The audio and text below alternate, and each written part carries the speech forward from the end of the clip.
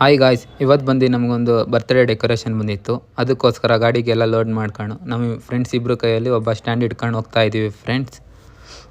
ಹೋಗ್ತಾ ಇರಬೇಕಾದ್ರೆ ಟ್ರಾಫಿಕ್ ಬೇರೆ ಜಾಸ್ತಿ ಇತ್ತಲ್ವ, ಅದರಿಂದ ವೆಯ್ಟ್ ಮಾಡ್ತಾ ಇದ್ದೀವಿ. ಹಂಗೋ ಹಿಂಗೋ ಟ್ರಾಫಿಕ್ ಬಿಡ್ತು. ಮುಂದೆ ಹೋಗ್ಬೇಕಾದ್ರೆ ರಿಬ್ಬನ್ ಬೇರೆ ಮರ್ತೋಗಿದ್ದೀವಿ ಅಂತ ಇವಾಗ ಹೋಗಿ ಕೇಳಿದ್ರೆ ಅಲ್ಲಿ ಬೇರೆ ಯಾವ ಅಂಗಡಿಯಲ್ಲಿ ಬೇರೆ ರಿಬ್ಬನ್ ಸಿಕ್ಕಿಲ್ಲ.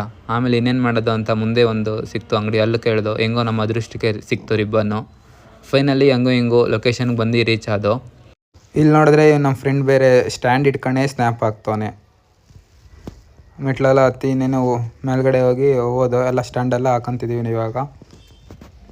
ಇವಾಗ ನಾನು ಬಲೂನ್ಸ್ ಊದ್ಕೊತಾ ಇದ್ದೀನಿ, ಅವರೆಲ್ಲ ಸ್ಟ್ಯಾಂಡ್ ಹಾಕೊಂತಿದ್ದಾರೆ. ಫೈನಲಿ ಬಲೂನ್ಸ್ ಎಲ್ಲ ಊದ್ಕೊಂಡೆ. ಅವ್ನು ಇವಾಗೆಲ್ಲ ಬಲೂನ್ ಕಟ್ತಿದ್ದಾರೆ. ಅವ್ನು ಸ್ಕ್ರೀನ್ ಹಾಕೊಂಡು ಮುಗ್ದಿತ್ತು. ಈಗ ಲೈಟಿಂಗ್ಸ್ ಎಲ್ಲ ಹಾಕೊಂಡು ಫೈನಲ್ ಫಿನಿಶಿಂಗ್ ಬಂದಿದೆ.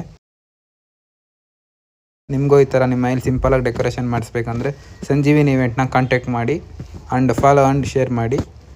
Thank you friends.